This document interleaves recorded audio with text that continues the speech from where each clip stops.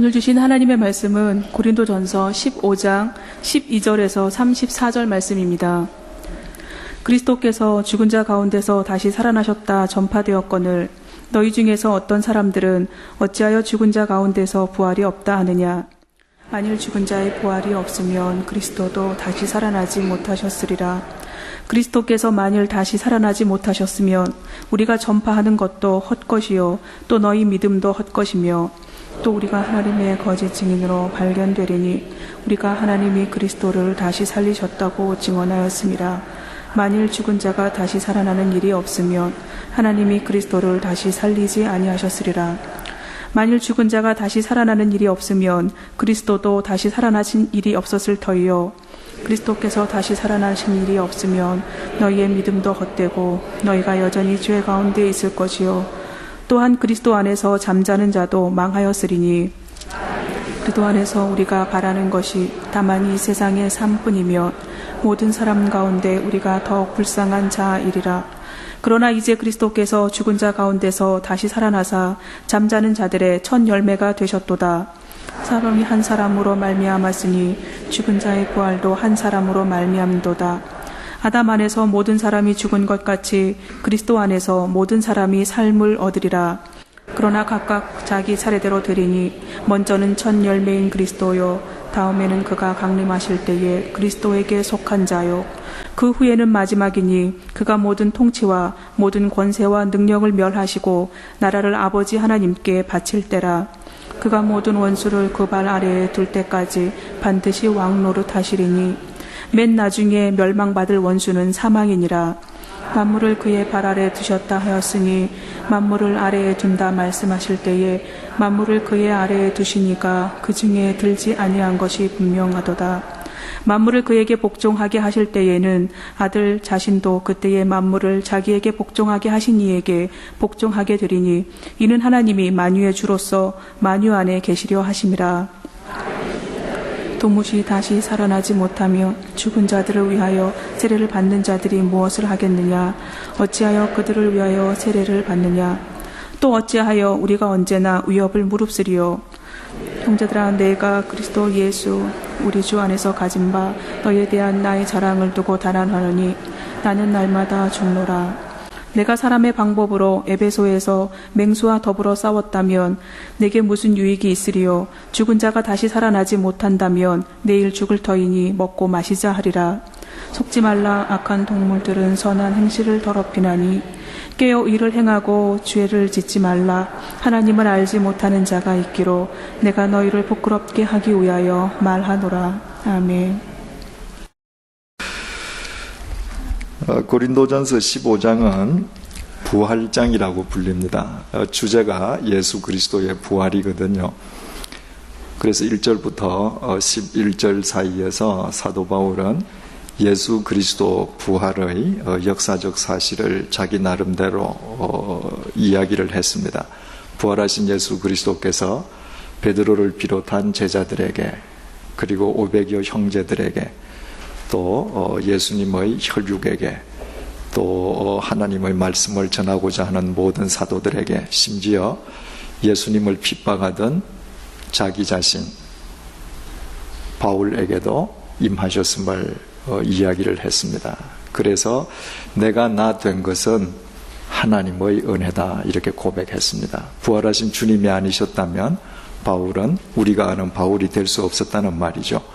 그리고 11절에서 이렇게 이야기를 했습니다. 그러므로 나나 그들이나 이같이 전파하매 이 캐리소라고 하는 헬라어는 현재형으로 쓰였다 그랬죠. 그런데 너희도 이같이 믿었느니라. 너희가 믿었다라고 할 때에 피스티오는 과거형으로 쓰였다고 했습니다. 왜 그랬는지 이유를 생각해 봤죠. 항상 성경 말씀을 통해서 예수 그리스도의 부활은 오늘 이 시간에도 세계 곳곳에서 현재형으로 증거되고 있습니다. 그래서 고린도 교인들 너희들이 예전에 과거에 그 복음을 믿음으로 그리스도인이 되었다는 것입니다. 그런데 과거에는 분명히 믿고 믿음으로 말미암아 교회가 세워졌는데 오늘 이 시간 현재에도 그 믿음이 변함이 없느냐? 이 시간 현재에도 너희들 믿음의 핵이 예수 그리스도의 부활이냐 자문해 볼 수 있도록 사도 바울이 전파한다는 것은 현재형으로, 믿었다는 것은 과거형으로 이렇게 표현을 했습니다. 오늘 본문 12절이 이렇게 시작됩니다. 그리스도께서 죽은 자 가운데서 다시 살아나셨다 전파되었거늘 너희 중에서 어떤 사람들은 어찌하여 죽은 자 가운데서 부활이 없다 하느냐. 분명히 예전에는 믿었는데 하나님을 믿는다고 교회를 다니면서 예수 그리스도의 부활을 안 믿는 사람이 생기기 시작했다는 거예요. 여러분, 세상에 이런 사람이 있을까 참 한심하게 여겨지죠. 그런데 어떻습니까? 부활을 믿느냐 안 믿느냐의 차이가 어디에서 드러날까요? 예수 그리스도의 부활을 믿는 자의 삶의 궁극적인 목적은 영원입니다. 부활을 믿지 않는 자의 궁극적인 목적은 현세예요. 내가 하나님을 믿는다라고 하면서도 이 세상을 목적 삼고 이 세상의 것 때문에 하나님의 말씀을 내가 외면하고 등한시한다면 난 부활 안 믿는 사람인 것입니다. 그러니까 이것은 2000년 전 고린도 교인들에게만 국한되는 이야기가 아니라 실은 오늘날 이 세상과 세상의 것들을 우상으로 섬기는 우리 자신을 향한 사도 바울의 신랄한 질문이 되는 것이죠. 13절 만일 죽은 자의 부활이 없으면 그리스도도 다시 살아나지 못하셨으리라. 죽은 자가 부활을 한다면 그 부활의 근거는 뭐예요? 우리 자신은 절대로 부활할 수 없잖아요. 그죠? 죽음을 깨뜨리신 예수 그리스도의 생명 안에 있을 때 그 생명을 힘입어서 우리도 부활하는 거잖아요. 그런데 하나님을 믿는 자에게 도대체 부활이 없다면 그것은 사람의 부활을 부인하는 것뿐만 아니라 부활의 근거인 예수 그리스도의 부활을 부정하는 것이라는 것입니다. 14절 그리스도께서 만일 다시 살아나지 못하셨으면 우리가 전파하는 것도 헛것이요 또 너희 믿음도 헛것이며. 여기 헛것 이렇게 있잖아요. 그죠? 그런데 이것을 공표를 우리가 하시고 그리스도께서 만일 다시 살아나시지 못하셨으면 하는 그 다음에 헛것을 화살표로 해서 끼워 넣으십시다. 우리 성경은 그리스도께서 만일 다시 살아나지 못하셨으면 우리가 전파하는 것도 헛것이요. 헛것이 제일 뒤에 들어있죠. 헬라 말은 말이죠. 만약에 그리스도께서 다시 살아나시지 못하셨더라면 헛것이로다. 우리의 전하는 것이. 그리고 헛것이로다. 너희의 믿는 것이. 이렇게 되어 있습니다. 훨씬 더 강렬하죠. 여러분, 예수 그리스도의 부활이 없으면 사도 바울이 지중해 세계를 누비고 다니면서 예수 그리스도의 부활을 외치고 이런 편지를 쓰는 거 사도 바울이 헛짓하는 것이죠. 지금 사도 바울이 헛짓을 하고 있습니까? 그렇지 않습니다. 사도 바울은 다마스커스에서 부활하신 예수 그리스도를 만났던 것입니다. 그분 때문에 비로소 삶의 의미와 가치와 목적을 알았던 것입니다. 그래서 자기가 만난 예수 그리스도를 전하고 있습니다. 여러분, 만약에 예수 그리스도의 부활이 없다면 이 비 오는 수요일 날 우리 이 예배당에 온 거 이거 지금 헛짓하는 거잖아요. 차라리 이 시간에 어디에 저 호프집에 앉아서 한잔 하면서 세상 이야기하는 게 더 즐겁지 않겠어요? 왜 우리가 여기에 앉아 있습니까? 이유는 한 가지예요. 예수 그리스도의 부활을 믿는 그리스도이기 때문에 이 자리에 나와 있는 것입니다. 15절 또 우리가 하나님의 거짓 증인으로 발견되리니. 하나님의 거짓 증인 이렇게 되어 있지 않습니까?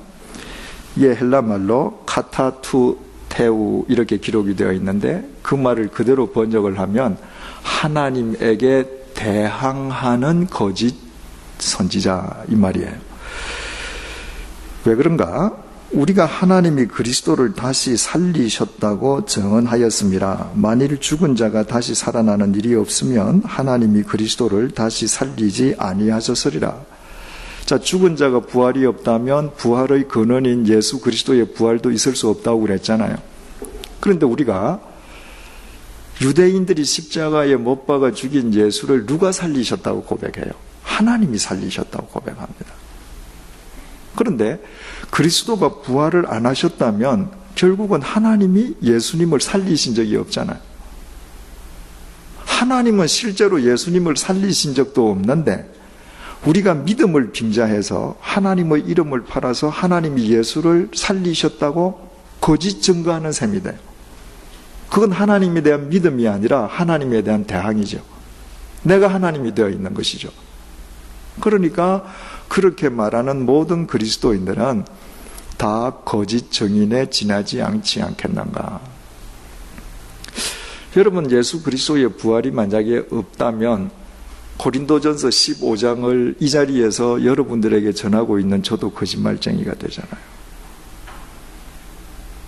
그런데 저는 여러분들에게 거짓말하고 있지 않습니다. 1984년 8월 2일 새벽 2시에 부활하신 그분께서 저를 찾아오셔서 저를 만져주셨기 때문에 제가 새로운 인간으로 거듭났습니다. 그분 때문에 제 인생이 바뀌었고 그분 때문에 저는 여기에 서 있습니다. 그래서 저는 거짓말을 드리는 것이 아니라 제가 체험한 진실, 성경 말씀에 토대한 그 진실을 여러분과 함께 나누는 것이죠. 16절, 만일 죽은 자가 다시 살아나는 일이 없으면 그리스도도 다시 살아나신 일이 없었을 터이요. 13절을 다시 반복했습니다. 왜 바울이 똑같은 말을 강조하면서 대체 무엇을 강조하려고 하는가? 반복의 이유가 무엇인가? 17절, 그리스도께서 다시 살아나신 일이 없으면 너희의 믿음도 헛되고, 아까 14절에서도 너희 믿음도 헛되다 이렇게 되어 있잖아요. 그런데 14절에서 너희 믿음이 헛되다 할 때 그 헛되다는 헬라 말로 케노스인데 그것은 현재적인 의미예요. 반면에 17절에 너희의 믿음도 헛되고 하는 여기에서 기록된 헬라어는 마타이오스라고 하는 단어인데 이것은 미래적인 의미예요. 앞에서 말한 너희 믿음이 헛되다고 하는 것은 현재적으로 너희들이 하는 일이 헛된 일, 허사가 된다는 거예요. 그런데 17절에서 너희의 믿음이 헛되다고 하는 것은 미래적인 의미로 너희들이 그렇게 100번을 믿어봐야 너희의 미래를 아무도 책임져 주거나 보장해 주지 않는다는 거예요. 여러분, 예수 그리스도의 부활이 없으면 우리에게 내일이 있겠습니까? 오늘이 2006년 6월 14일이죠. 인간이 하루를 24시간으로 나눈 그 시간 개념에 의하면 6월 15일 내일이 올 수 있습니다. 그렇죠? 그러나 하나님의 영원적인 관점에서 생각을 해보십시오. 6월 14일, 6월 15일이 구별이 됩니까? 2006년, 2007년이 차이가 있습니까? 80살 살든 90살 살든 그것이 무슨 의미가 있습니까? 영혼의 관점에서 보면 인간은 한 점에서 끝나버려요. 부활이 없다면 우리에게는 내일이 없습니다. 미래가 없습니다. 내가 이 세상에서 아무리 잘 살았느냐, 아무리 높은 직책을 가졌느냐, 무의미해요. 내일이 없는 존재들인데. 그래서 너희들의 모든 믿음은 허사가 된다는 거예요. 뿐만 아니라 더 중요한 것은 너희가 여전히 죄 가운데 있을 것이요. 왜 예수 그리스도께서 돌아가셨습니까? 우리의 죄값을 치르시기 위함이잖아요. 죄의 삭은 사망이기에 당신의 몸을 제물 삼아서 하나님으로부터 영원히 삶을 사는 하나님의 자녀로 우리를 회복시켜 주시기 위함이잖아요. 그런데 예수 그리스도의 부활이 없다라고 하는 것은 예수 그리스도의 대속적인 죽음과 부활 자체를 부정하는 거예요. 그렇다면 우리는 미래도 없을 뿐만 아니라 우리는 죄의 문제를 해결할 도리가 없게 됩니다. 여러분, 요즘도 우리가 정말 기회가 있으면 성지순례를 해보기를 원하지 않습니까? 성지를 찾아가면 참 많은 은혜를 받게 됩니다. 그런데 만약에 이스라엘 어디엔가 우리 주님의 무덤이 있다고 하십시다.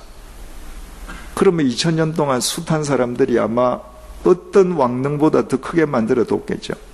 우리는 그 앞에 가서 꽃을 바치고 그 앞에서 우리는 경건하게 기도도 하고 묵상도 할 것입니다. 그러나 예수님의 시체가 들어있는 무덤이 있다면 무엇을 의미해요? 우리가 여전히 죄와 사망의 감옥에 갇혀 있음을 의미합니다. 예수님께서 부활하셨기 때문에 그분에게 무덤이 없기 때문에 우리가 죄와 사망의 감옥으로부터 자유하는 자가 되었다는 거예요. 그런데 부활이 없다면 너희들 여전히 죄 가운데 있는 자가 아니냐. 18절 또한 이것은 헬라어로 아라라고 기록이 되어 있는데 우리말로 이 앞뒤 문맥을 이어서 정확하게 번역을 하면 그 결과 이 말이에요. 자, 우리에게 미래도 없고 우리가 여전히 죄 가운데 있다면 그 결과가 도대체 어떻게 되겠느냐? 그리스도 안에서 잠자는 자도 망하였을 것이다. 사도 바울은 육체의 죽음을 잠이라고 표현을 자주 합니다. 왜냐하면 마지막 날 우리가 영혼만 사는 것이 아니라 마지막 날 우리의 몸까지도 살잖아요. 부활하잖아요. 그러므로 부활할 것이므로 몸이 죽은 것이 아니라 마치 잠자다가 깨는 것처럼 잠이라고 사도 바울은 표현하지요. 그런데 그리스도 안에서 잠자는 자, 죽은 자가 도대체 뭐예요? 나는 예수 그리스도 부활이 있다고 믿었단 말입니다. 그 예수님 때문에 주일날 딴 사람들은 다 놀러 다니는데 나는 주일날 교회 가서 예배 드렸어요. 그리고 그 예수님 때문에 내가 여러 가지 내 삶을 부인해가면서 살았습니다. 그러다가 죽었어요. 죽고 보니까 부활이 없어요. 망한 거죠. 죽고 나니까 그저 흙으로 돌아가는 것으로 끝나고 그냥 멸망되는 걸로 끝나버려요. 차라리 안 믿는 사람들이 더 지혜로운 사람이 됐죠. 예수 믿다가 부활이 없다면 예수 믿다 죽은 사람은 정말 망한 사람이에요.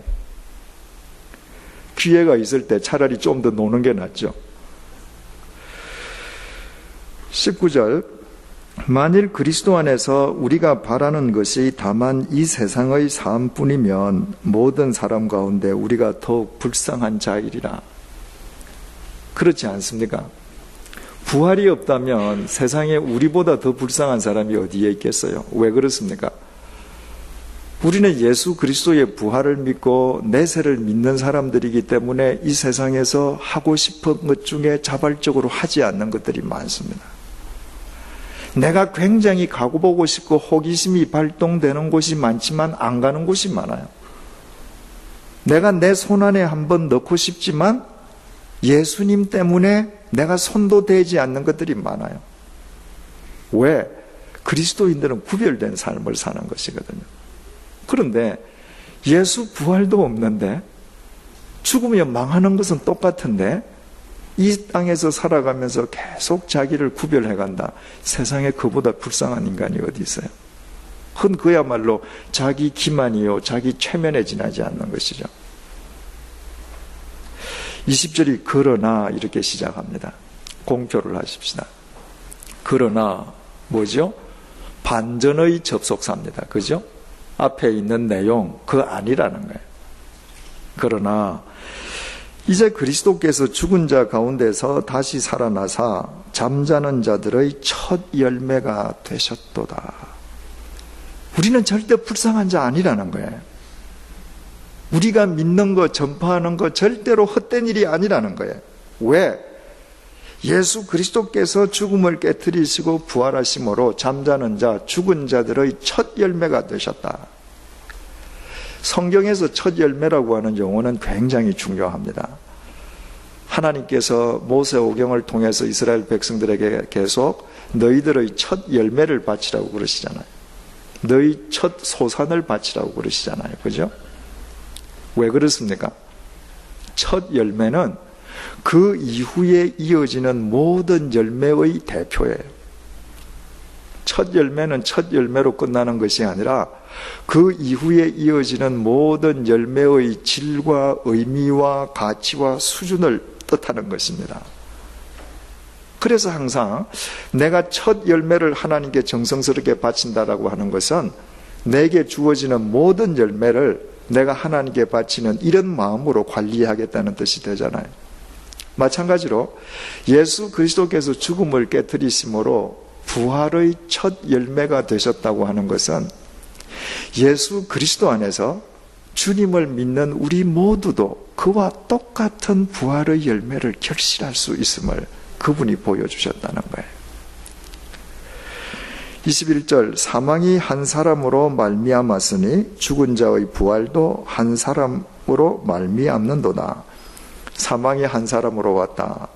이 사람이라고 하는 말이 히브리 말로 번역을 하면 아담이 돼요. 그게 아담은 첫 번째 사람 이름이기도 하고 그 사람 자체를 가리키는 보통명사도 되는 것이죠. 한 사람 아담 때문에 모든 사람이 죽게 되었습니다. 그런데 새로 오신 한 분 예수 그리스도 때문에 모든 사람들이 다시 살게 되었단 말이죠. 부활하게 되었단 말이죠. 22절 아담 안에서 모든 사람이 죽은 것 같이 그리스도 안에서 모든 사람이 삶을 얻으리라. 아담 안에서, 그리스도 안에서 이거 참 중요하죠. 그죠? 왜 아담 한 사람이 죄를 지었는데 아담 안에서 모든 사람이 죽게 되었습니까? 우리는 죄를 범한 아담의 피를 이어받은 사람들이에요. 아담의 피 안에서 아담과 육적으로 연합된 자들이에요. 그래서 그 아담으로 인해서 죄의 싹은 사망이기에 모든 사람에게 사망이 왔단 말이죠. 그리스도 안에서 우리는 믿음에 의하여 영적으로 예수 그리스도의 보혈과 연합합니다. 그래서 바로 예수 그리스도의 보혈 속에서 모든 사람이 살아나는 거예요. 여러분 성경을 보면 말이죠. 보면 볼수록 창세기 같은 경우는 모세가 3천 수백 년 전에 쓴 것으로 알려져 있는데 그 3천 수백 년 전에 동시대에 세상에 남아있는 여타 문헌들을 보면 원시적인 글들이거든요. 그런데 이 창세기 성경의 문헌을 읽어보면 사람이 그 당시 다른 문헌들과 비교해 볼 때 사람이 썼다고 생각하기에는 상상 자체가 불가능할 정도로 완벽하게 쓰여져 있습니다. 이를테면 창세기 5장에 성경 최초의 족보가 나와요. 아담이 범죄한 이후의 족보이죠. 그 족보의 강조점이 뭔지 압니까? 죽었다는 거예요. 아담은 몇 세에 죽었고 셋은 몇 세에 죽었고 마할랄레도 몇 세에 죽었고 노아도 몇 세에 죽었고 다 죽었다는 것입니다. 아담 안에서 모든 사람이 죽었다는 것이 창세기 5장 족보에서 그렇게 드러납니다. 예수 그리스도 안에서 모든 사람이 살아났다는 것은 신약 성경에 어떻게 드러나요? 마태복음 1장 최초의 족보에 낳고 생명입니다. 그리스도의 족보 안에서 남의 여자와 불륜을 범했던 다윗도 산다는 거예요. 형편없는 삶을 살았던 유다도 산다는 겁니다. 다말 같은 여자도 산다는 거예요. 기생 라합도 산다는 겁니다. 얼마나 놀라운 복음이에요. 22절 아담 안에서 모든 사람이 죽은 것 같이 그리스도 안에서 모든 사람 공표를 하십시다. 모든 사람이 삶을 얻으리라. 22절에서 가장 중요한 단어를 하나 고르라면 모든 단어가 다 중요하지만 모든 사람이에요. 왜 이 구절이 중요합니까? 이 단어 때문에 내가 사는 거예요. 이 단어 때문에. 예수 그리스도 안에서 유대인만 산다? 예수 그리스도 안에서 지식을 갖춘 사람만 산다? 예수 그리스도 안에서 어떤 자격 이상만 산다? 우리는 다 제외될 수 있죠. 그러나 예수 그리스도 안에서 남녀노소를 불문하고 주님을 믿는 자는 모든 사람이 다 부활의 생명을 얻는다는 것입니다. 그래서 우리에게도 그 구원이 임한 것이죠. 23절 그러나 각각 자기 차례대로 되리니 먼저는 첫 열매인 그리스도요. 제일 먼저 부활하신 분은 첫 열매이신 예수 그리스도시고 다음에는 그가 강림하실 때에 그리스도에게 속한 자다. 예수 그리스도께서 강림, 재림하실 때에 예수 그리스도에게 속한 자, 그리스도 안에 있는 자, 예수 그리스도를 믿는 모든 자의 몸이 부활할 것이다. 여기에서 예수님의 재림을 뜻하는, 강림을 뜻하는 헬라어가 파루시아라고 기록이 되어 있는데요. 이 파루시아라고 하는 헬라어는 본래 황제가 행차하는 것, 그 상황을 묘사하는 단어입니다. 무엇을 의미하겠습니까? 예수님께서 처음 오실 때는 정말 베들레헴의 구유 속에서 비천하게 오시고 달동네 나사렛에서 사시잖아요. 재림하시는 예수님은 그런 모습으로 이제 오시지 않는다는 거예요. 만 왕의 왕으로 온 세상의 통치자로 파루시아 하신다는 것이죠. 24절 그 후에는 마지막이니 여기에 마지막이라고 하는 헬라어 텔로스는 종말이다 이 말이에요. 예수 그리스도께서 강림하시고 재림하시고 그리고 모든 자들이 영으로 뿐만 아니라 몸으로까지 부활하고 나면 종말이 되는데 그가 예수 그리스도시죠. 모든 통치와 모든 권세와 능력을 멸하시고 종말이 되면 여기에서 모든 통치, 권세, 능력은 하나님을 부정하고 하나님과 대적하던 모든 악한 자들, 모든 악한 권세들, 주님께서 그 모든 자들을 멸하신다는 것입니다. 그리고 나라를 아버지 하나님께 바칠 때다. 그 종말 때 본래 하나님의 나라였지만 타락한 이 땅을 예수 그리스도께서 하나님의 나라로 회복시켜서 하나님에게 되돌려 드린다. 25절 그가 모든 원수를 그 발 아래에 둘 때까지 반드시 왕 노릇 하시리니 종말 때 이 세상의 모든 악한 세력들을 주님께서 다 그 발 아래에 두실 때까지 예수 그리스도의 이 통치는 끝나지 않는다는 것입니다. 바로 이것은 시편 110편 1절을 사도 바울이 원용한 것입니다. 여호와께서 내 주에게 말씀하시기를 내가 네 원수들로 네 발판이 되게 하기까지 너는 내 오른쪽에 앉아 있으라 하셨도다. 예수님께서 하나님께서 예수님을 너는 내 오른쪽에 앉아 있으라 이 이야기는 하나님의 모든 통치권을 아들에게 주신다는 거예요. 그래서 만물이 회복될 때까지 예수 그리스도께서 하나님의 통치력으로 세상을 통치하신다는 것이죠. 26절 맨 나중에 멸망받을 원수는 사망이니라. 그리고 나서 제일 마지막에 예수 그리스도께서 완전히 멸절시킬 것은 사망 그 자체라는 거예요. 이것은 죽음 그 자체를 의미하기도 하지만 죽음을 이르게 하는 모든 사단의 세력, 죄악 그 자체를 의미하는 것이죠. 바로 예수 그리스도 안에서 하나님의 심판이 이루어지고 만물이 회복되고 나면 죽음 자체가 없어지는 것이죠. 그때에는 영원한 삶만 있는 것이고 그 세상에는 악이라는 것은 존재하지 않기 때문인 것이죠.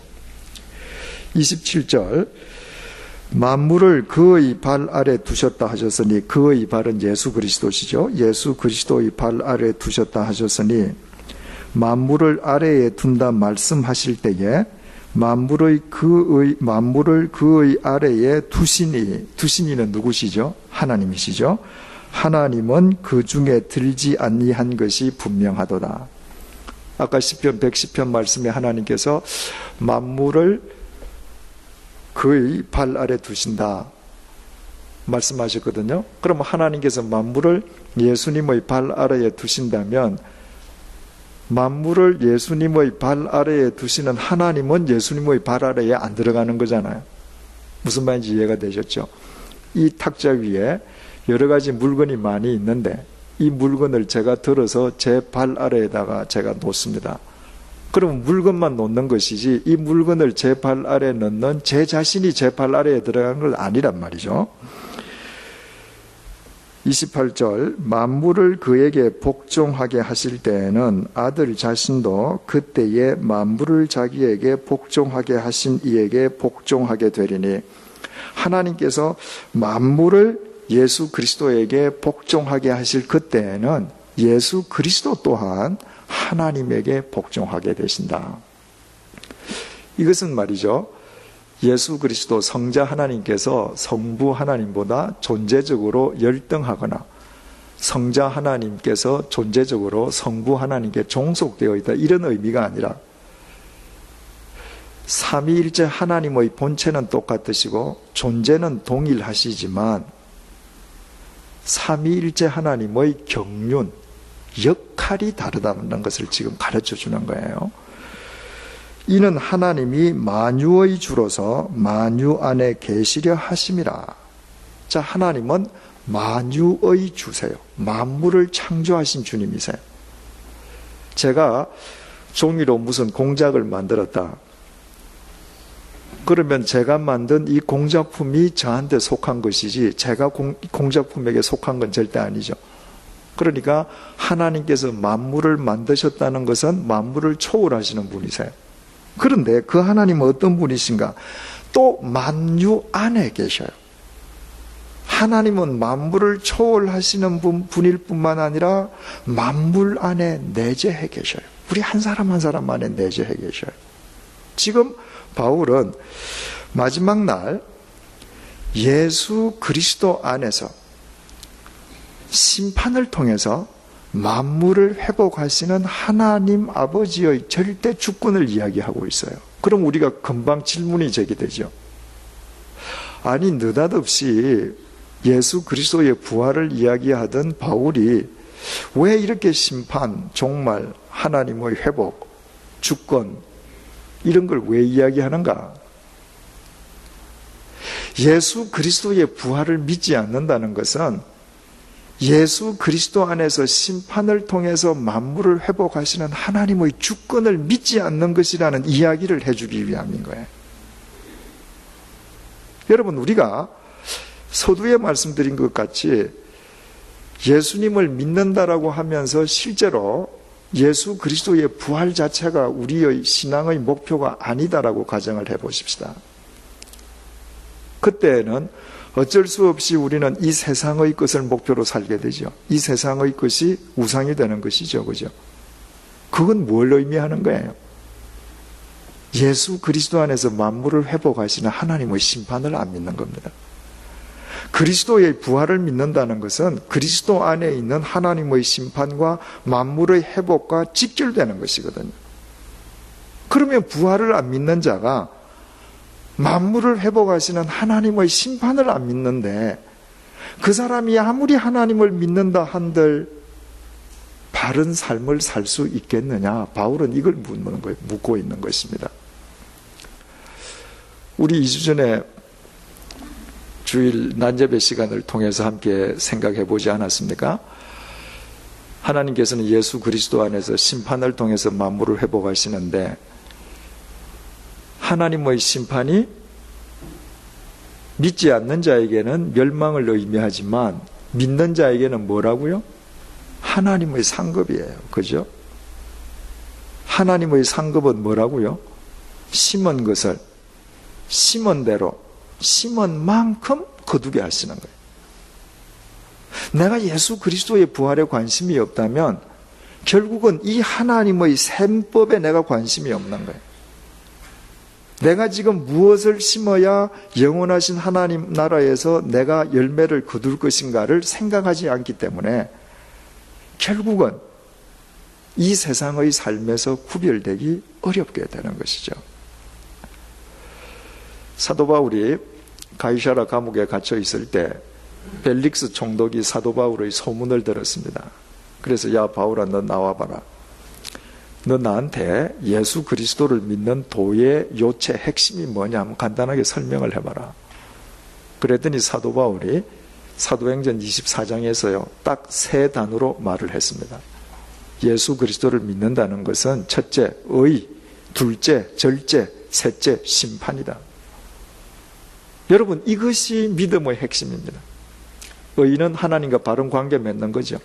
절제는 끊을 거 끊어내는 거죠. 심판은 심판이에요. 하나님의 심판을 믿는 사람만 끊을 거 끊을 수 있어요. 하나님의 심판을 믿는 사람만 끊을 것을 끊을 수 있기 때문에 하나님과의 관계가 저절로 맺어지는 것입니다. 그래서 바울이 의, 절제, 심판으로 표현을 했는데, 그 사도행전 24장의 표현을 바울은 고린도전서 15장에서는 이런 식으로 지금 표현하고 있는 것입니다.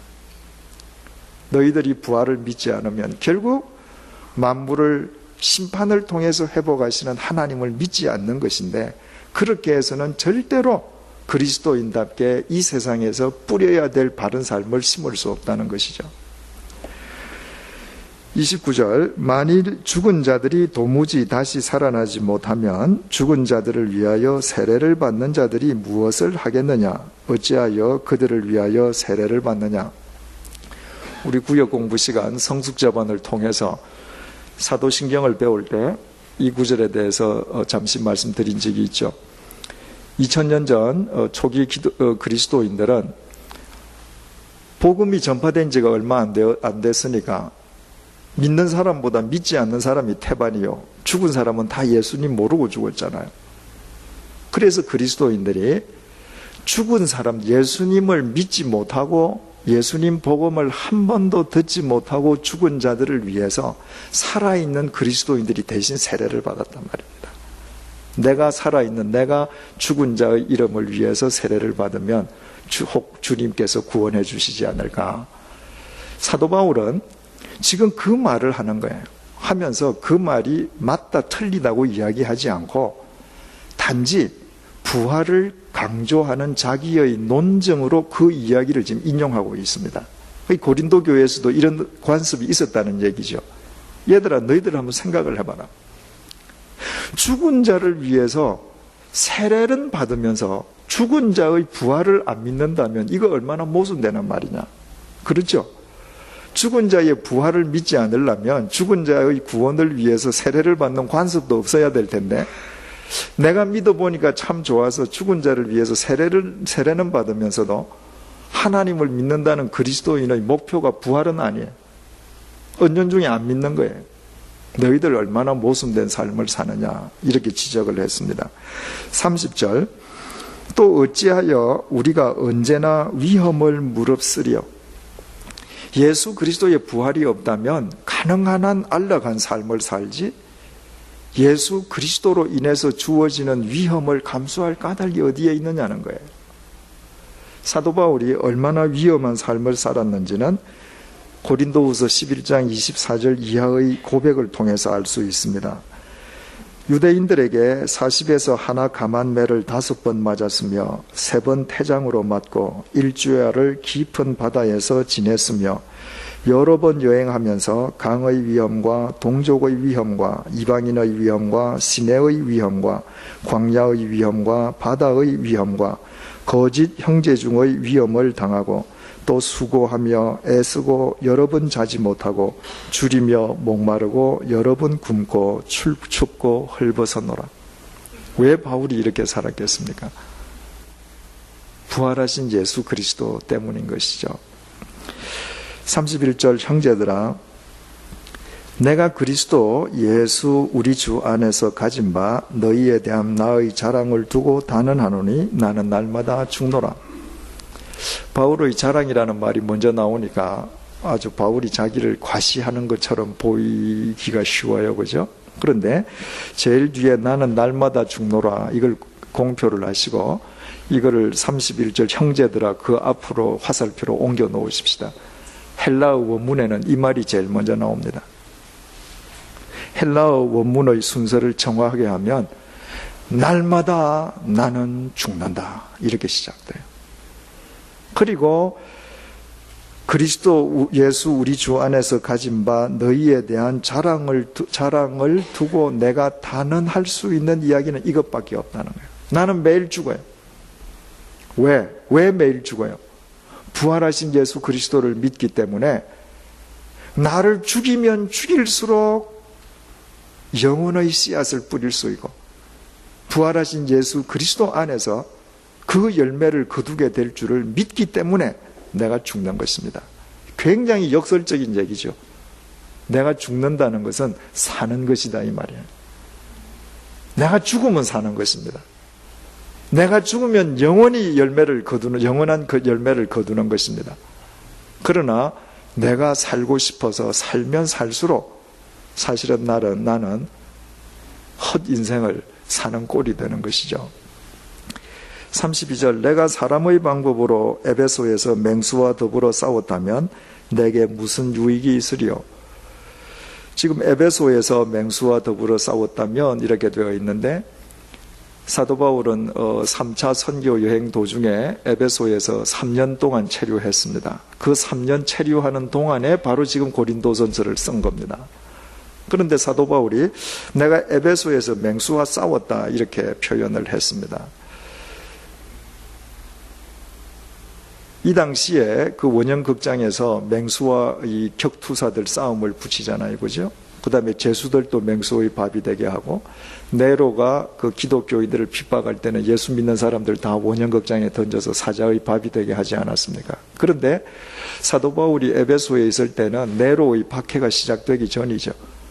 따라서 사도 바울이 그리스도인에 대한 핍박 때문에 자기가 직접 원형극장에서 맹수와 싸웠다라는 의미이기보다는 맹수와 싸우는 것과 같은 위험도 당했다, 이렇게 우리가 이해하는 것이 더 정확하겠죠. 그런데 사람의 방법으로 무슨 의미겠어요?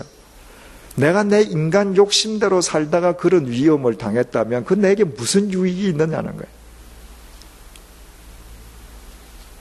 만약에 예수 그리스도도 없고, 그리고 내가 내 살고 싶은 대로 살다가 내가 만약에 맹수와 싸우는 같은 그런 위험을 당하고 결국 인생이 죽고 허망하게 끝나고 만다면, 32절 하반절, 죽은 자가 다시 살아나지 못한다면 내일 죽을 터이니 먹고 마시자 하리라.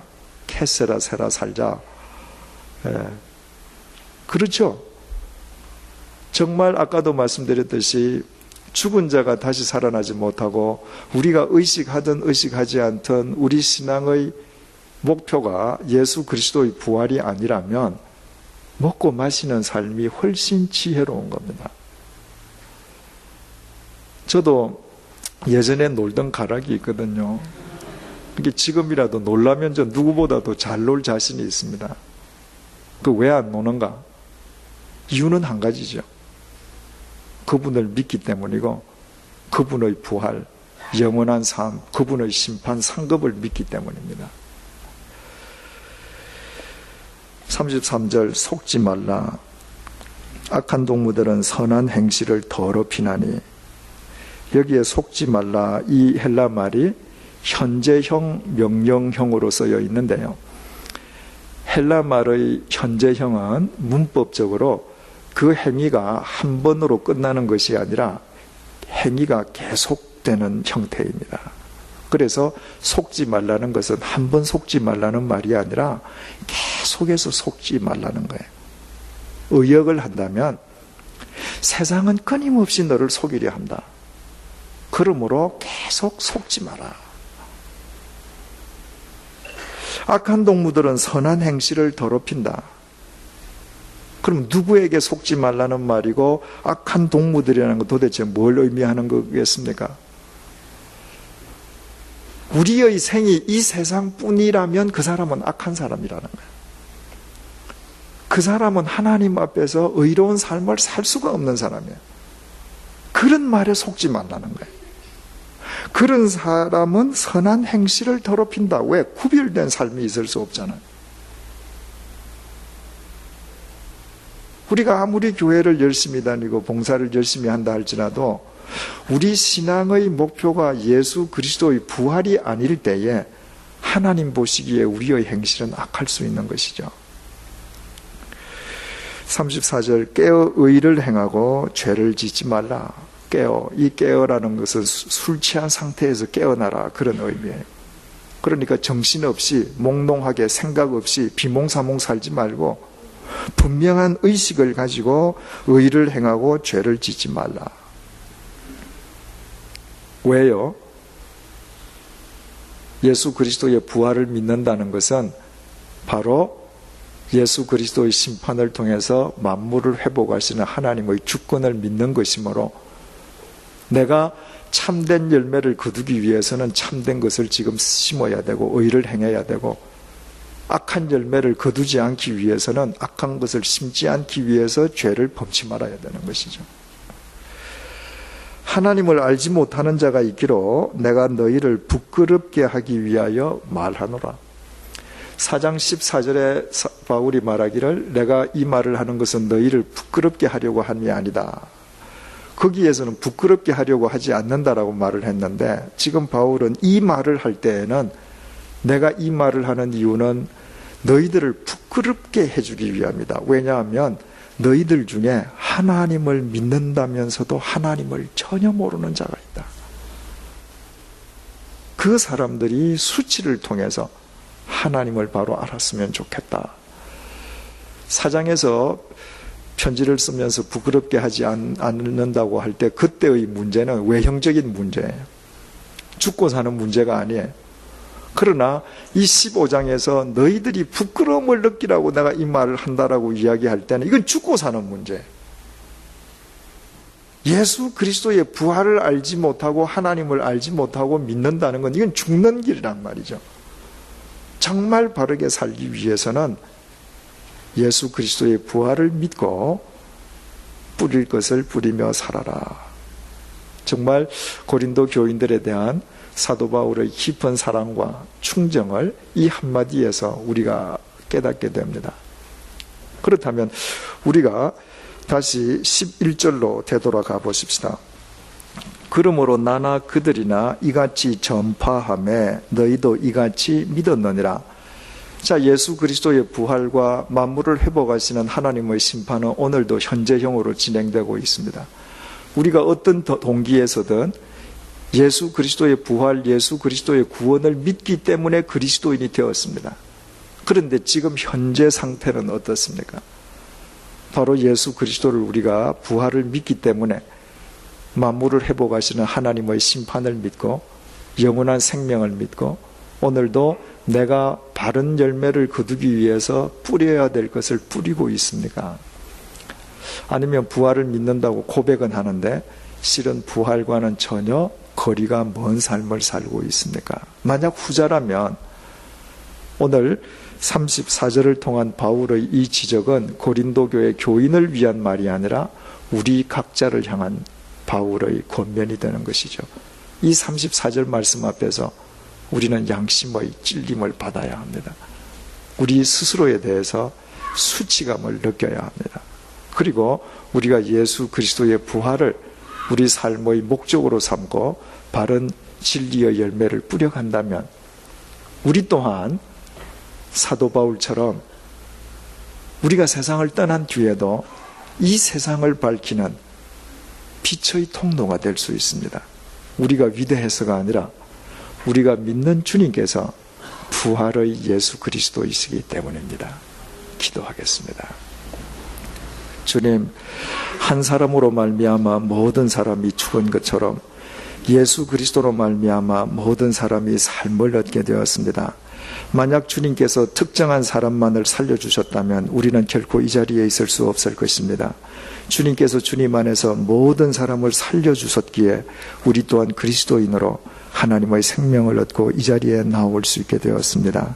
주님 참 감사합니다. 오늘 주님의 말씀을 통해서 우리 삶의 실상을 되돌아보게 해주시니 정말 감사합니다. 예수 그리스도의 부활과 구원을 믿고 그리스도인이 되었는데 신앙생활 하는 가운데에 어느덧 구원의 감격도 부활도 모두 상실해버리고 말았습니다. 그저 남은 것은 우리의 신앙적인 습관과 타성밖에 없습니다. 주님, 그래서 주님을 믿는다고 하면서도 우리의 삶이 세상과 구별되지 못하고 있었습니다. 주님, 주님 말씀을 통해서 우리의 이 어리석은 실상을 오늘 깨우쳐 주셔서 정말 감사합니다. 이 말씀 앞에서 부끄러움을 느낄 수 있도록 도와주셔서 정말 감사합니다. 이제 말씀 안에서 예수 그리스도의 부활이 우리 삶의 목적이 될 수 있도록 도와주옵소서. 그리하여 이 땅에서 뿌려야 될 것을 바르게 뿌리게 도와주셔서 우리의 코끝에서 호흡이 멈추어지는 날 우리 가운데에 그 누구도 후회하는 자가 없도록 도와주옵소서. 우리의 삶이 우리가 세상을 떠난 뒤에도 이 세상을 밝히는 빛이 될 수 있도록 도와주옵소서. 예수 그리스도의 이름으로 간절히 기도드립니다. 아멘.